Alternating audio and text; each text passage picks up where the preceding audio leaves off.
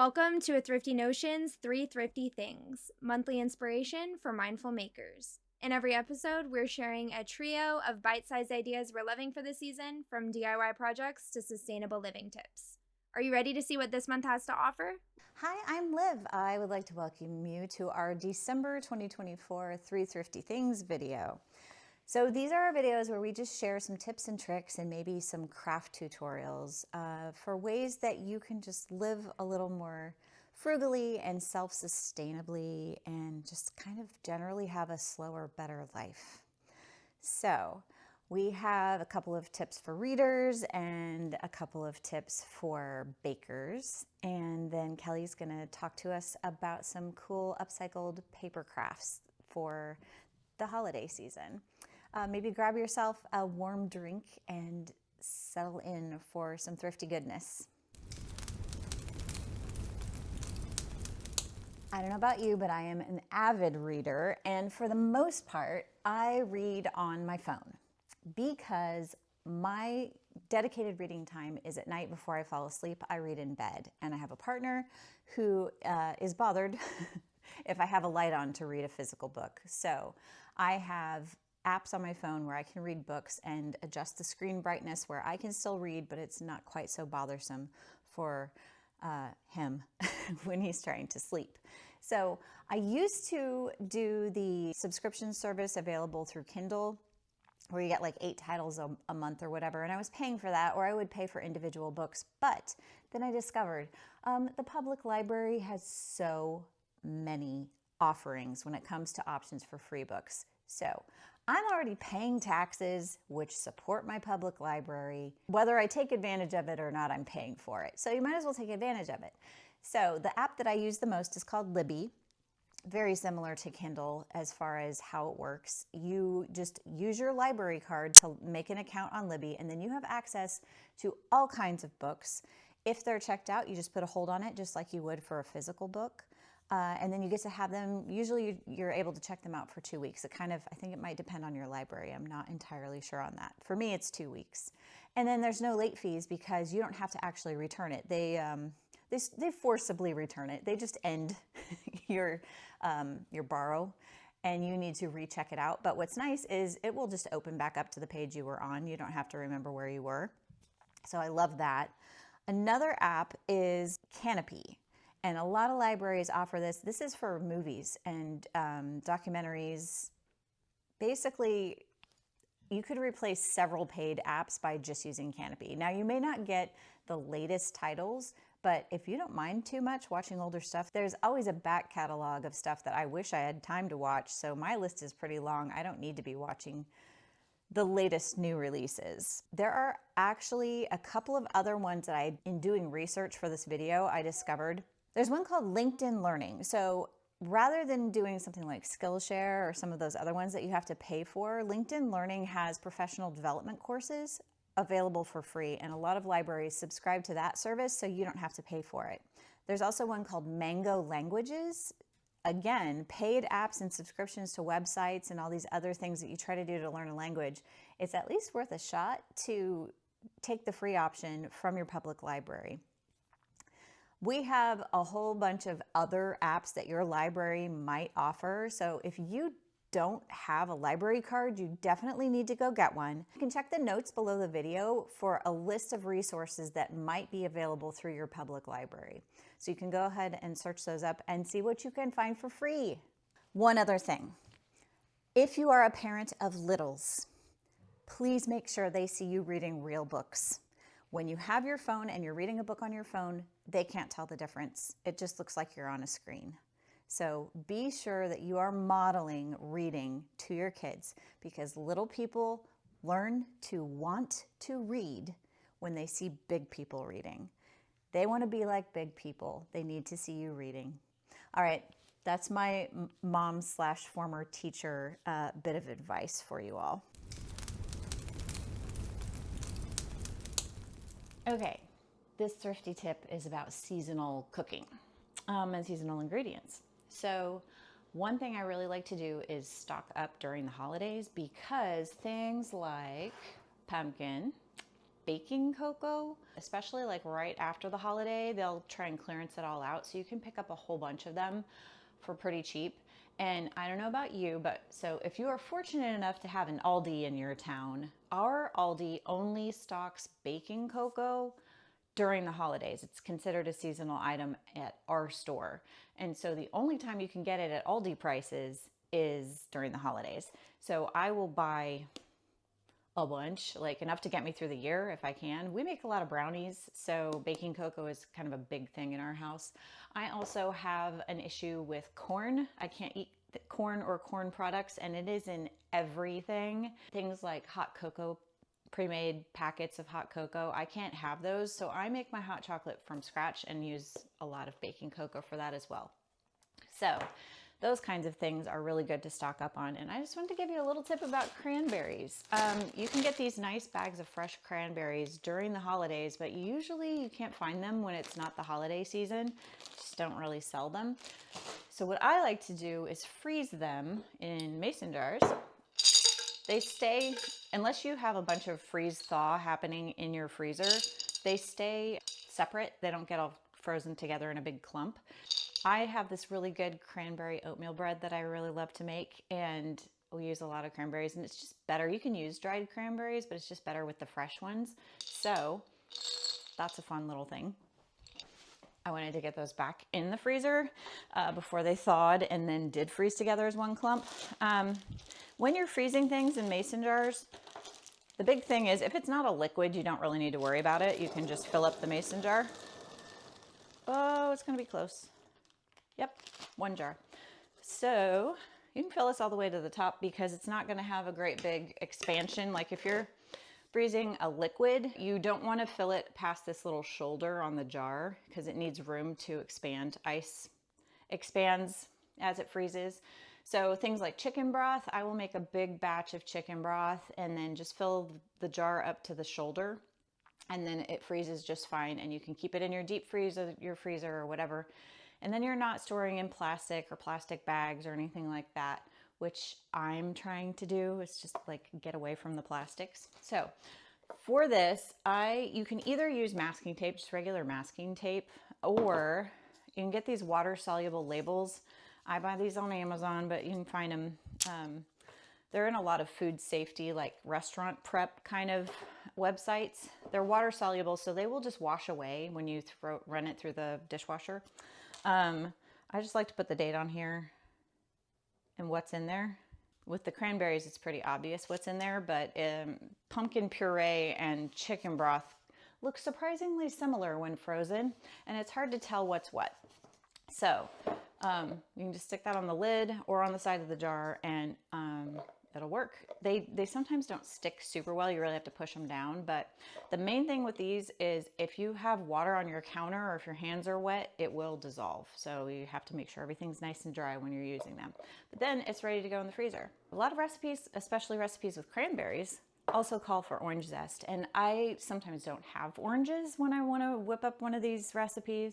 What I like to do is just, if have oranges around and I'm cutting them up or peeling them anyway, I'll just go ahead and use a microplane. You can also use like just a potato peeler and just get that little bit of zest off the orange, and then chop it up with a knife. But since I have a microplane, I'm just going to use this. If you don't have one of these are pretty great also for shredding your own Parmesan. So we use ours a lot, but they're really good for zesting citrus. It is also really, really sharp, so you have to be careful. But you can just get that little bit of zest off of there. And then once you've zested your orange, you can zest more than one. You want to try and keep it kind of fluffy in the bowl, but then you can put this in the freezer. And then when you have a recipe that calls for orange zest, you've got it ready to go in the freezer and you can just pull some out. I try to do separate containers. Like if I've got one that's a couple weeks old and then I want to zest another orange, I try to put it in a different container just so that I know which one's newer and which one's older, to just use up that older one first. But here I will have the zest of one orange ready to go when I'm ready to make my favorite recipe, the cranberry oatmeal bread. That is like a household favorite. It is actually cranberry orange oatmeal bread. It's kind of healthy because it's got the oatmeal and the citrus and the berries, and then it's also just like super tasty. We like it for breakfast or snacks or, you know, just always. Just always. It's just good all the time. So I will put that recipe, I'll make a little blog post with that recipe and link it in the video notes down below. All right, so this just goes right into, I keep mine in the door of my freezer. So basically, I'm now ready to make my little recipe, but I'm kind of always ready to make my recipe because these are ingredients that aren't always available. So by stocking up during the holidays, I can just make sure that I will have these ingredients available year round when I want to make this particular recipe.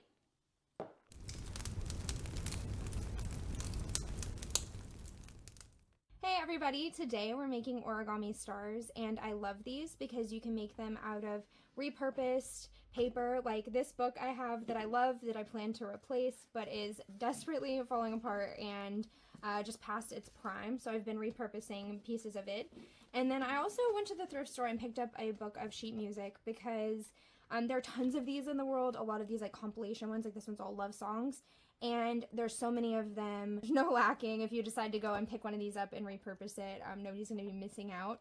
And they're just really pretty when folded up into different designs. To make your origami star, you're going to need a square piece of paper. And if you're starting with origami paper, you don't need to do anything. But if you're starting with book pages, you can take the corner of a page and fold it to the opposite side. And if you line up those straight edges really nicely, you want to make sure that this corner is really crisp and that you're not causing one side to overlap over the other any. That's what's going to get you a perfect square, or as close to perfect as you can get. You know, sometimes the book pages are a little warped, but it'll get you pretty close. And even if you have some slight imperfections in your star at the end, they're really not going to be noticeable. After you cut that away, we have our square piece of paper, and you can see mine's folded a little bit all of a sudden, and that's because I just refreshed my memory and also was trying to figure out the most concise way to tell you these folds. It took me watching a few different tutorials to really get it straight, so I'm trying to make this as clear as possible. But you're going to start by taking your square and folding it in half, and then you'll have a rectangle, and you'll fold that rectangle in half, ending up with a smaller square. I'd recommend creasing this fold we just made with your fingernail or the handle of your scissors, and that'll make it more crisp. After that, we're going to open it back up, and these outside corners are going to get folded into this middle line we just made.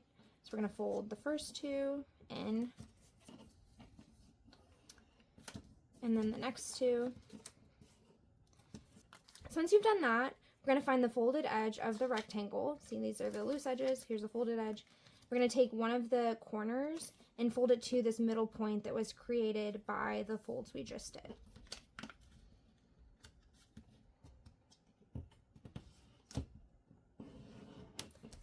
After you do that, we're going to fold it back over to itself to make this shape. And then we're going to take this edge and fold it in. And then folding it back. So you really satisfyingly creates this little stack of triangles. And we have this short edge on front. So that's why we folded it the way we did. So just to recap, we're folding this outside corner across, then that corner back to the edge we just created,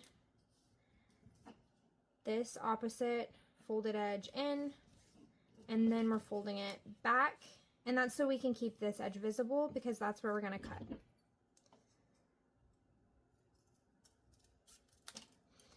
If you do fold it wrong, you'll end up with a different shape, which I think I have some very blurry footage of, and that will mean that you can't make the star, but it's really easy to fix it. You just have to refold your paper in the correct orientation and then retrim it, because if you get it wrong, you're probably going to be trimming further back than where you need to be, and so you just refold it the correct way and you trim it away. Okay, now we have reference lines going to all of the points of our shape as well as the middles of each side, and we're going to use those to do our next fold.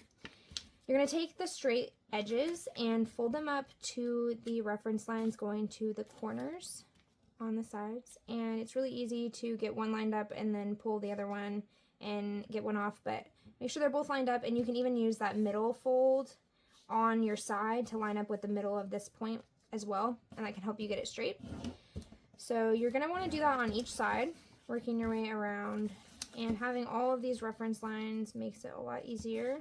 Along the way, more and more fold lines are created, so it does take a little bit of attention to detail, but it's not really complicated once you get the hang of it. It's super easy, and you can just kind of sit in front of the TV or sit and hang out with people and chat and fold these, and it's a really fun activity to do just while hanging out.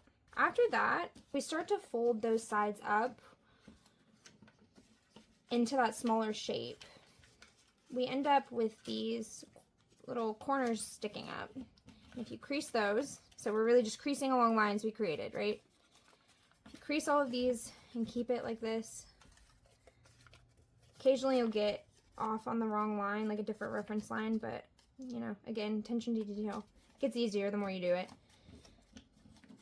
Then you'll end up with this kind of like taco bowl situation. From here, pick a point. So I'm going to pick this one. I'm going to flip it over, and I'm going to fold the point of the star that's sticking up from that flat to the left. You can fold it either direction, it doesn't matter. And I did mine in both directions, and I've used them all, and it didn't affect anything. But you're just going to work your way around the shape, folding all of these down. If you do that, keeping their original folds in place, being sure that nothing gets off where it's supposed to be, then eventually you're going to end up with this situation where you have these new folds being created, and we can just crease those down. We have somewhat of a star. If you take this and flip it over, take the outside of one of these points and fold it towards the middle. You'll see that there's a line in the middle of this as well that you line it up with. And then it lines up with the middle of the point. And again, we work our way around the shape doing that with each side. And you want to go in a circle, folding them down. And then when you get to the end, you're going to lift up the first one you did just a smidge and tuck this last one towards the middle underneath it and crease that last fold. Again, sometimes they're not quite perfect, but you can usually finesse them a little bit.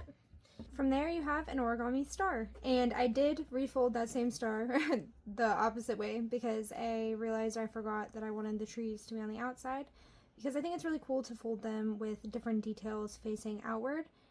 And that's why I chose to repurpose a book that I had that was already falling apart but had interesting details like these illustrations. What I do from here is flip them over and add a dab of hot glue to the back. I'm going to actually prep my string first. So I actually was sitting at my desk when I cut these, and I cut all of mine to the length of my space bar. And it was actually the perfect length to slip over a beaded garland I have so that I can slip these on and have a star garland, or slip them right back off of the garland without having to mess with the beads, and then change out the style of the garland later, which is really fun. So that's what I did. And then I have these bells that I added on as well.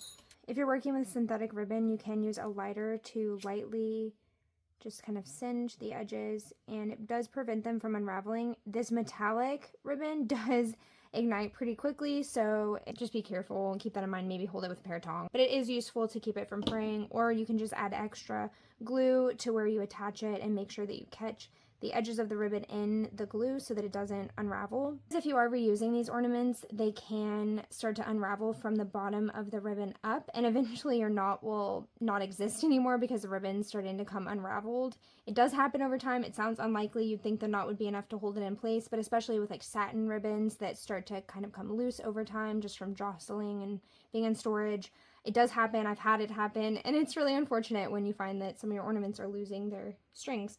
So I do recommend sealing the edges, or just like sealing them in the glue when you attach it. So put a dab of hot glue on one corner, being careful not to burn yourself. If you're like me, you're probably going to do it anyway, so Just be careful. And I'll stick that on to get the knot right in the glue. Try not to get my fingers. I left a little bit extra down here I can pull on to help with that. Once it's cooled off a little, I usually end up just pressing it on. And from there, we got our little star. Like I said, my beaded garland is small enough that I can slip these over the beaded garland, have something personalized, and then if I want to slip these off and use them for something else later, use them just as ornaments as is, I can. Or you even use them as gift toppers. They're really cute tied onto gifts, especially with a larger ribbon strung on. Super cute. So highly recommend that as well. They're just a very versatile craft. Hey, I hope you enjoyed our 3 Thrifty Things video for December. If this is stuff that you are actually using and find helpful, go ahead and subscribe to our channel. We really appreciate it. And definitely comment if you have other ideas to add to our list of things. All us here at A Thrifty Notion would like to wish you a happy holiday season and happy sewing.